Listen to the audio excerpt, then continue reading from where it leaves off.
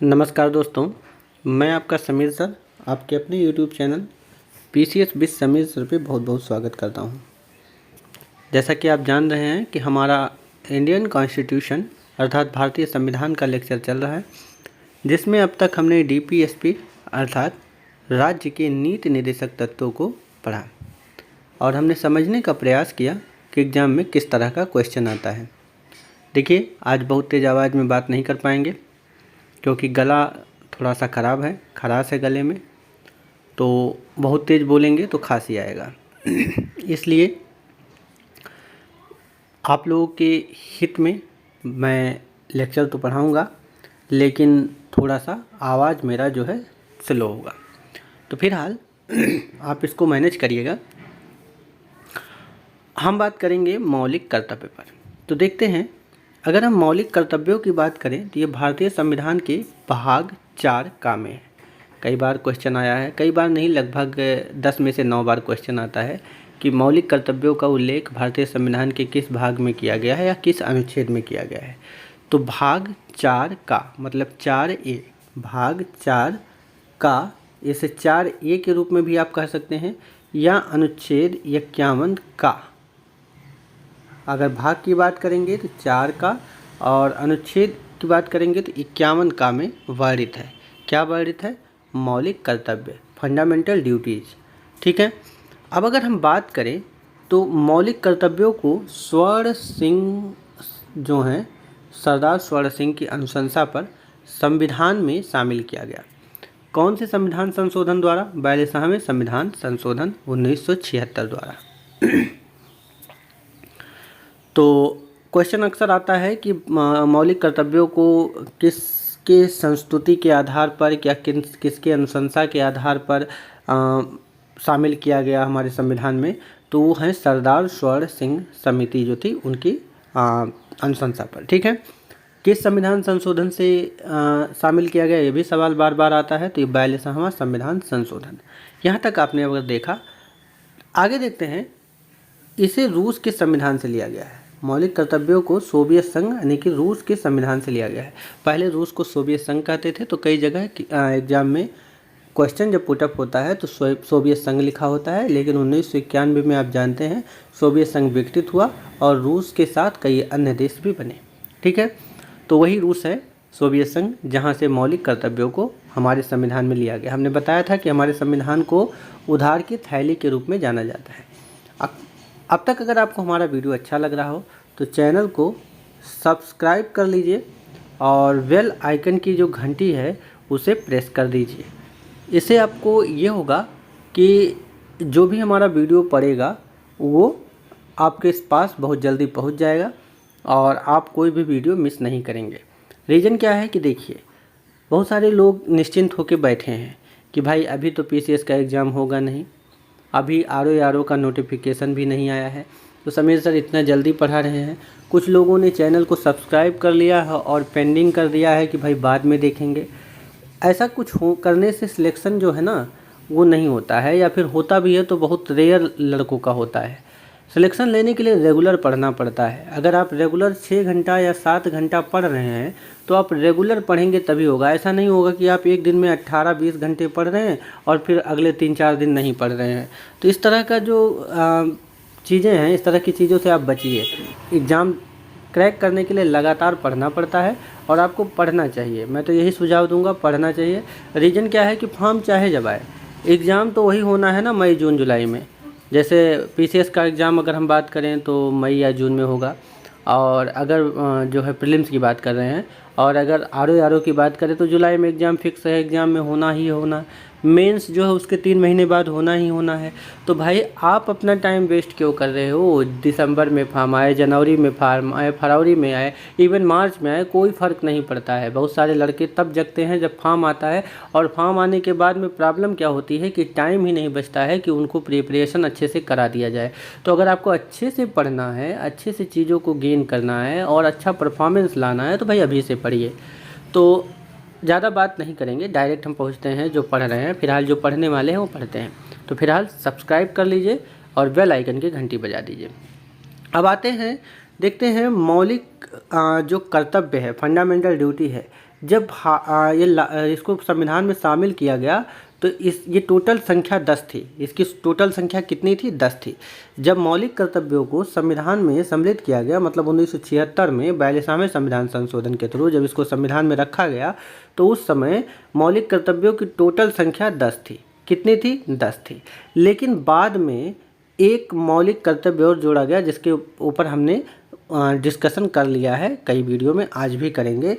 तो 11 मौलिक कर्तव्य टोटल हैं। ठीक है, अभी कितने मौलिक कर्तव्य हैं? टोटल 11 मौलिक कर्तव्य हैं। कितने मौलिक कर्तव्य हैं भैया? 11। तो आइए हम एक एक करके देखते हैं। देखिए, आपका जो क्वेश्चन बनाने का पैटर्न है वो थोड़ा सा चेंज हो रहा है। पहले क्या करता था? पहले पूछता था कि मौलिक कर्तव्य में जितने क्वेश्चन ऊपर गिनाए किस तरह के क्वेश्चन बनते थे, वो सारी चीज़ें। और इसके अलावा पूछता था कि कौन सा मौलिक कर्तव्य है, कौन नहीं है।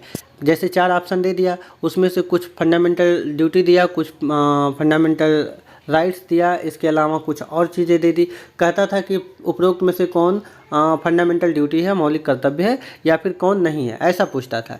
लेकिन अब का जो ट्रेंड बदला है, पूछता है कौन से नंबर पे किस चीज़ को कहा गया है। तो भाई ये चीज़ भी याद रखिएगा कि कौन से नंबर पे कौन सी चीज़ कही गई है, और याद तभी होगा जब इसको आप बार बार पढ़ेंगे। कुछ चीज़ें होती हैं जो अपने कॉपी में एक अलग से लिख लीजिए, आपने जहाँ पे पढ़ते हैं वहाँ पे चिपका लीजिए। होता क्या है, 11 मौलिक कर्तव्य रटे होने चाहिए कि 11 किस नंबर पे है, किसके बाद कौन सा आता है। ठीक है, तो आइए हम जो है देखते हैं। फिलहाल आप अपने हिसाब से उसको करिएगा। पहला है, देखिए पहला है प्रत्येक नागरिक का एक कर्तव्य होगा। पहली बात तो जो मौलिक कर्तव्य है ये नागरिकों का कर्तव्य है। ठीक है, पहले मैंने बताया डीपीएसपी किसका था? राज्य का कर्तव्य था। फंडामेंटल ड्यूटी हमारा कर्तव्य है, हम जो नागरिक हैं इंडिया के, वो हमारा कर्तव्य है कि हम करें। अब इसमें कहा गया है प्रत्येक नागरिक का कर्तव्य होगा कि वह संविधान का पालन करे। पहला नंबर किसका पालन करे?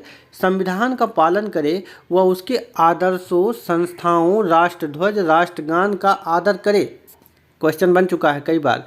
क्या करे? संविधान का पालन करे, उसके आदर्शों, संस्थाओं, राष्ट्रध्वज, राष्ट्रगान का आदर करे। ये पूरे भारत के जितने भी नागरिक हैं पहला कर्तव्य यही है। ठीक है, यहाँ तक आपने देखा।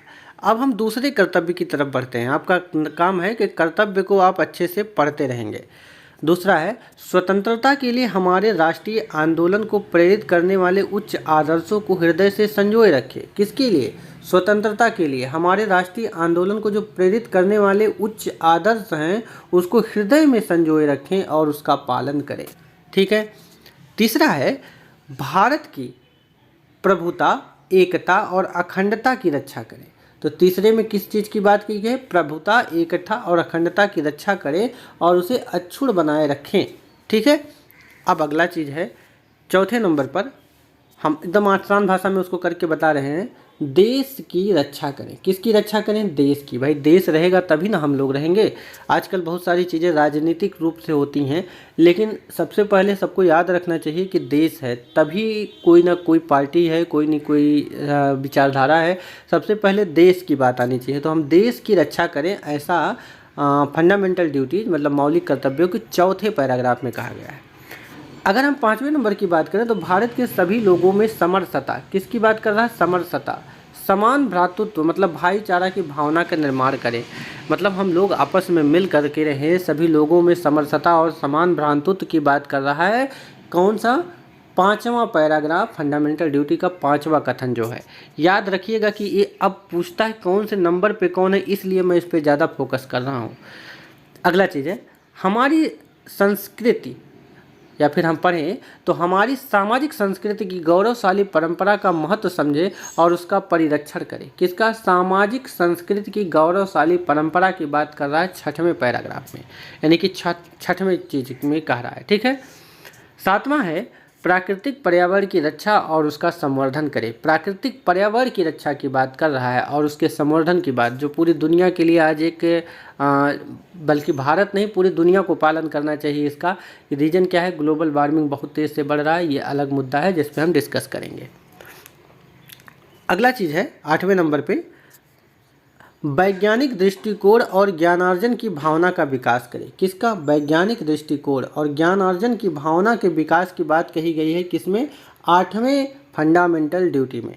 नौवां है सार्वजनिक संपत्ति को सुरक्षित रखें। देखिए सार्वजनिक संपत्ति, कई बार एग्जाम में आ जाता है कि सार्वजनिक संपत्ति को सुरक्षित रखना क्या फंडामेंटल ड्यूटी है, तो हाँ भाई है।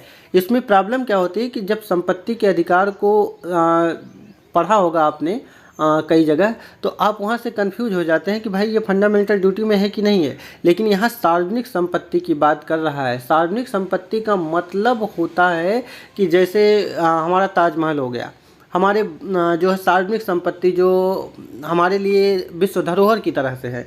तो सार्वजनिक संपत्ति को सुरक्षित रखने की बात किसमें की गई है, फंडामेंटल ड्यूटी के 9वें ड्यूटी के रूप में, ठीक है, 9वें कर्तव्य के रूप में। देखिए अगर हम 10वें फंडामेंटल ड्यूटी की बात करें तो कहा गया है व्यक्तिगत एवं सामूहिक गतिविधियों के सभी क्षेत्रों में, किसमें, व्यक्तिगत एवं सामूहिक गतिविधियों के सभी जो क्षेत्र हैं उसमें उत्कर्ष की ओर बढ़ने का सतत प्रयास करें, ठीक है। देखिए हमारा अगला जो यानी कि 11वां मौलिक कर्तव्य है वो है माता पिता या संरक्षक द्वारा 6 से 14 वर्ष के बच्चों हेतु प्राथमिक शिक्षा का प्रावधान करना। एक चीज़ यहाँ पे मिसप्रिंट है, ये गलती से लिख गया है। 86वें संविधान संशोधन 2002 द्वारा इसको जोड़ा गया। कब जोड़ा गया, 86वां संविधान संशोधन कब आया, 2002 में आया। तो ये 1986 लिख गया है, ये गड़बड़ हो गया है। कभी कई बार लिखने में मिसप्रिंट हो जाता है, तो उसमें उसके लिए आप माइंड मत करिएगा, मैं जो बता रहा हूँ वो मानिएगा। तो जो 86वां संविधान संशोधन है ये भारतीय संविधान में कब आया, 2002 में, ठीक है। और इसके थ्रू कई चीज़ें जोड़ी गई थी, जिसमें मैंने बताया था कि आर्टिकल 21A यानी कि शिक्षा का अधिकार। इसके बाद मैंने आर्टिकल 45 पर भी डिस्कशन किया था, और वहाँ पे मैंने फंडामेंटल ड्यूटी के 11वां कर्तव्य इस पर भी डिस्कस किया था। आज फिर कर रहा हूँ। तो देखिए माता पिता या संरक्षक द्वारा 6 से 14 वर्ष के बच्चों के लिए है। कितने वर्ष के बच्चों के लिए, 6 से 14 वर्ष के बच्चों के लिए है। और जब मैंने आर्टिकल 45 को देखा था तो वहाँ मैंने कहा था 6 वर्ष से कम के जो बच्चे हैं उनके लिए है, ठीक है। अब क्या है, माता पिता या संरक्षक द्वारा 6 से 14 वर्ष के बच्चों हेतु तो प्राथमिक शिक्षा का प्रावधान करना। किसका प्रावधान करना, प्राथमिक शिक्षा का प्रावधान करना किसके लिए, 6 से 14 वर्ष के बच्चों के लिए। ये किसका कर्तव्य है, माता पिता या संरक्षक द्वारा, यानी कि माता पिता या संरक्षक का कर्तव्य है। तो यहाँ तक हमने देखा। देखिए गले में बहुत तेज़ खराश है, बोला नहीं जा रहा है, चूँकि पिछले दिन मैंने वीडियो भी नहीं बनाया तो आप लोग वेट कर रहे होंगे, इसलिए मैं यहाँ तक बता रहा हूँ। आगे हमें जो है कुछ महत्वपूर्ण चीज़ों को पढ़ना है, राष्ट्रपति वगैरह को, तो वो बड़ा टॉपिक है, आज मैं यही छोड़ूंगा। रीज़न क्या है कि अगर मैं बहुत ज़्यादा बोलूँगा तो खांसी आएगा, तो कल फिर दिक्कत होगा। और जैसे ही मैं रिकवरी होता हूँ, आज मुश्किल से आज तो हो जाना चाहिए, तो कल से मैं प्रॉपर आधे घंटे का वीडियो लेक्चर ज़रूर अपलोड करूँगा। तो आज मुश्किल से 15 मिनट का लेक्चर हो पाया है, लेकिन इसमें बहुत ही महत्वपूर्ण टॉपिक का डिस्कशन हुआ है। ये बहुत महत्वपूर्ण टॉपिक अगर आप पढ़ेंगे तो निश्चित रूप से आप जान लीजिए कि एक क्वेश्चन आपका कहीं नहीं गया है। एक क्वेश्चन यहाँ से कम आता है, और कई बार यहाँ से 2 क्वेश्चन भी आते हैं एग्ज़ाम में। तो ये 15 मिनट के लेक्चर में आपका एक क्वेश्चन तैयार होना चाहिए, और किस रूप में आता है आपको खुद ही पता हो जाएगा जब आप क्वेश्चन करेंगे। तो आए हुए क्वेश्चन को ज़रूर करिए, चैनल को ज़रूर सब्सक्राइब कर लीजिए और बेल आइकन की घंटी को प्रेस कर दीजिए। फिलहाल आज का जो हमारा लेक्चर है मौलिक कर्तव्यों पर समाप्त हो रहा है। मैं नेक्स्ट लेक्चर के साथ आपके साथ फिर से उपस्थित होऊंगा। तब तक के लिए नमस्कार।